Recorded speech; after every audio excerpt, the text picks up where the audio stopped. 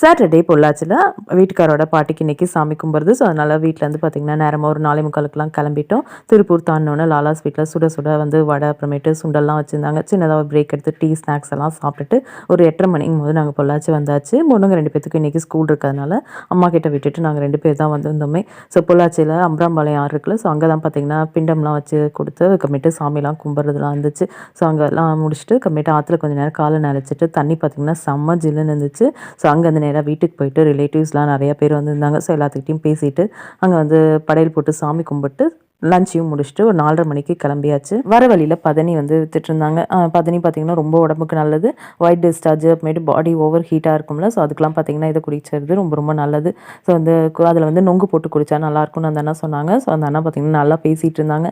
ஆளுக்கு ஒரு சொம்பு வந்து நொங்கு வந்து போட்டு அந்த பதனி வந்து குடிச்சிட்டு அப்புறமேட்டு ஒரு 8:30 மணிக்கெலாம் பார்த்திங்கன்னா வீட்டுக்கு ரீச் பண்ணிட்டோம். Next mini விலாகில்